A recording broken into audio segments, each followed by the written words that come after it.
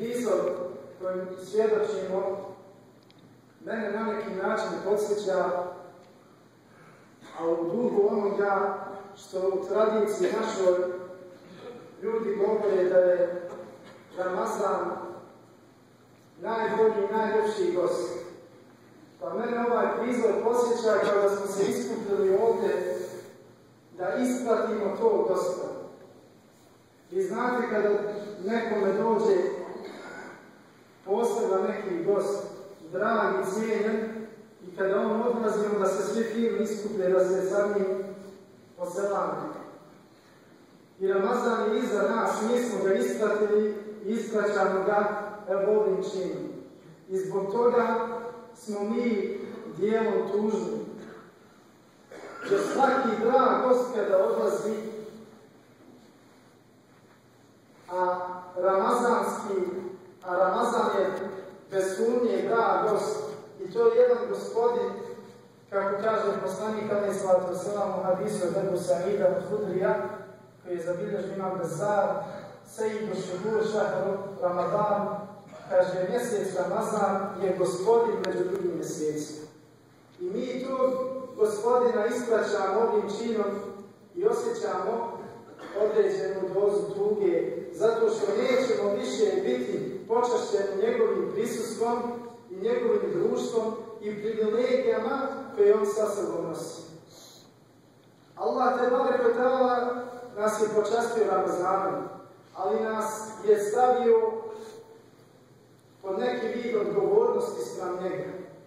Tako da se kaže u hadisu koji prenosi Ka'b ibn Džurejh, a zabilježili su ga Imam Buhari, Imam Nesai, Imam Taberani, da je poslanik alejhi selatu vesselam jedne prilike se penjao na mimber. Pa su ashabi tu bili, naravno, usvjedočili tome, pa je njegov mimber bio naravno manji od ovoga, imao je samo 3 stepenice. Pa je se popeo na prvu stepenicu i rekao je amin. Pa je se popeo na drugu stepenicu i rekao je amin. Pa se popeo na treću stepenicu i rekao amin. Kada je završio, pitaju ga ashabi, kaže, Allahu poslaniče, čuli smo nešto što prije nismo mogli čuti. Kaže, o čemu se radi? Allahu poslanik kaže, inna Džibrile hadare lije fekale ba'ude men edreke Ramadane felam yugfer lehu. Kaže, došao mi je Džibril između ostalog i kaže, rekao mi je 3 stvari, učinio 3 dove. 3 dove Džibril učinio. Između ostalog je rekao, kaže, neka je proklet onaj kome dođe Ramazan i bude on u Ramazanu i ode u Ramazan, a kaže da mu se ne oproste njegovi grijesi. Jer je to prilika ogromna, s malo rada da puno zaradiš, pa je i odgovornost shodno tome. Pa kaže poslanik, ja sam rekao amin. To je ono što se čuo. Pa je najbolji melek učio ovu dobu, a najbolji čovjek je potvrdio i rekao amin. I zato je Ramazan velika, velika prilika, ali i odgovornost. I mi ga ispraćamo i zbog toga, kao što rekao, osjećamo određenu dozu tuge. Ali s druge strane osjećamo veliku radost. Zašto? Zato što kaže poslanik alejhi selatu vesselam hadisu Ebu Hurajre koji zabilježi Imam Buhari i Muslim, lissaimi farhatan yafrahuhuma idha aftara fariha wa idha laqi rabbahu fariha bi sawmi. Kaže, postač ima 2 radosti. Kaže, kada se iftari, radost iftara. A kada sretne svoga gospodara, radovaše se svome postu što je ispostio. Pa mi sada, ovaj Bajram koji mi zovemo Bajram, on je u islamskoj tradiciji nazvan Idul Fitr, a to znači Bajram iftara, ili Bajram velikog iftara. Pa mi smo 30 dana iftarili nakon posta, a sada smo to uzeli u jednom paketu 30 dana koji smo ispostili i danas cijeli dan iftarili. Pa je to jedna posebna radost, jedna kumulirana radost na jedan dan za onih 30 dana posla, jedan iftar kojim se mi svi radujemo.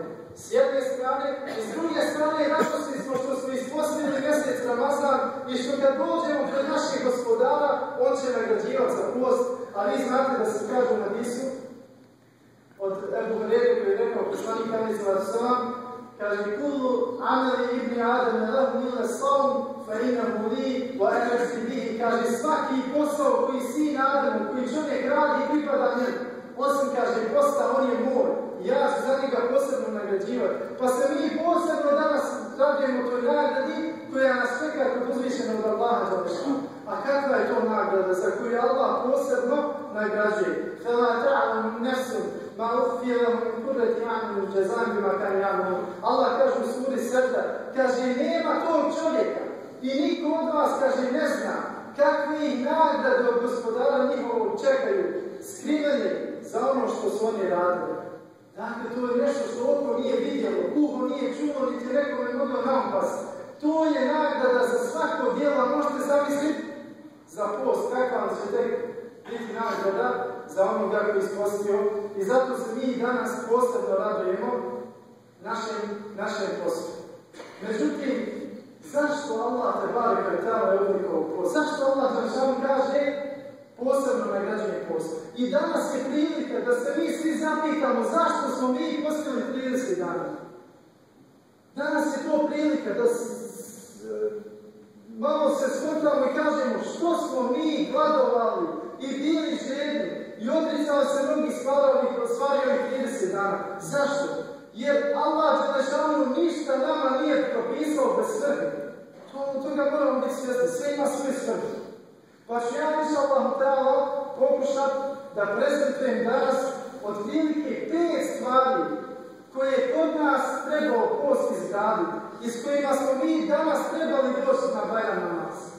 Bogatiji za 5 stvari koje nam je donio taj nama dragi gost koji se zove Ramazan. Jer on nije uzalud došao nama i nije nas uzalud posjetio. 5 stvari. Prvu stvar i prva svrha posta jeste da se postigne bogobojaznost.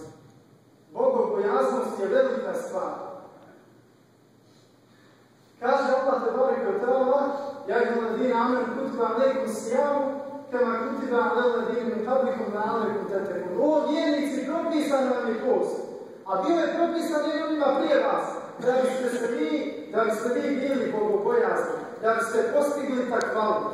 A šta je takvaluk? Islamski učenjaci u najmanju ruku imaju 3 definicije takvaluka, ali koju god uzmemo odgovara post. Prva, recimo, definicija takvaluka jeste da čovjek bude isti kada je sam i kada je u društvu. Jer tad je bogobojazan. Jer pastor nije bogobojazan onaj kada je u društvu dobar, a kada je sam, kada ga niko ne vidi, onda je pokvaren i loš. Nije bogobojazan. Već kaže, čovjek je isti i u društvu i u samoći. A to se postiže i posle. Kako? Jer pazite, naš namaz u džami možda je malo bolji, lepši i sporiji, i možda ga malo lepše ukrasimo nego onaj namaz kući kad nas niko ne gleda. Ali post nemoguće. Post ili postili sa 1000 ljudi ili bili sami u svojoj kući kad postimo post isti.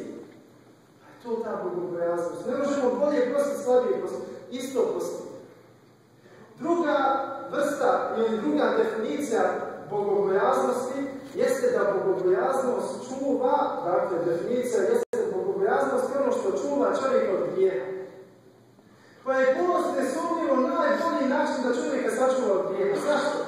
Zato što je nemoguće samo zamisliti, nemoguće je pomisliti da čovjek koji za Ramazan odrekne se hrane i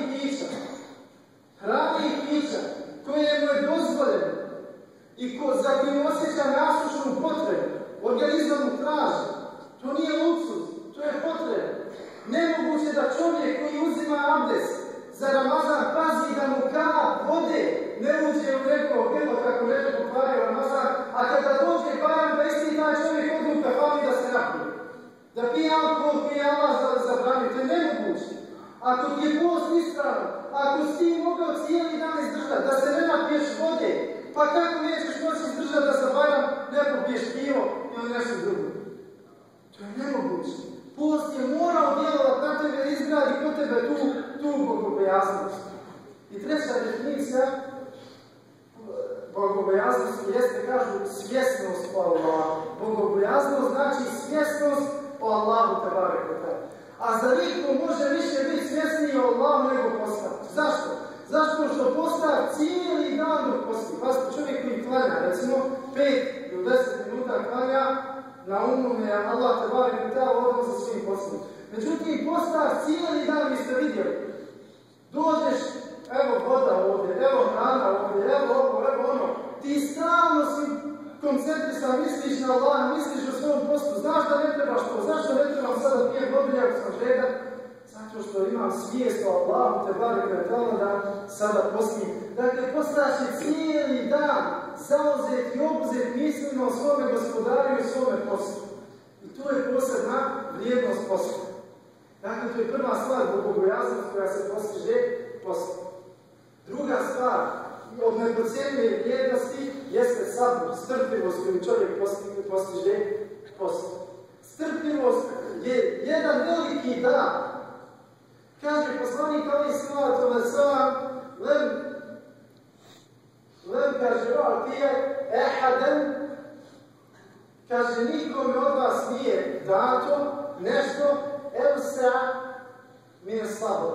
Kaže ništa nije dato bolje od sabora. Dakle, čovjek ne može biti bolje nagrađen u svom životu nego da ima sabor, da ima strpljivost misli. To je veliki dar koji se postiže poslom. Zato što je poslanik alejhi salatu vesselam kad je držao ovako jedne prilike hutbu, rekao muslimanima wa huwa shahru sabr. Kaže i on, mjesec Ramazana je mjesec, kaže, sabora. Mjesec Ramazana je mjesec sabora i strpljivosti, kaže, stevaru sabri, kaže, dženna, kaže, nagrada za sabor je samo džennet. Samo džennet može biti nagrada za sabor koju čovjek izgradi. A znamo da je poslanik alejhi salatu vesselam rekao, kaže, nisku sabora sijam. Polovina, kaže, sabora kod čovjeka je u postu. Čovjek to postom izgradi i tako da je to jedna karakteristika koja je procjenjuje vrijednosti. I ona dolazi samo s Ramazanom. I Allah te bareke kao u Kur'anu, kao sinonim za riječ sabor, za riječ post, koristi riječ sabor. Allah kaže, ja imam vi namenu staminu bi sabri sabor. Kaže, o vjernici, pomozite se sa strpljivošću i s namazom.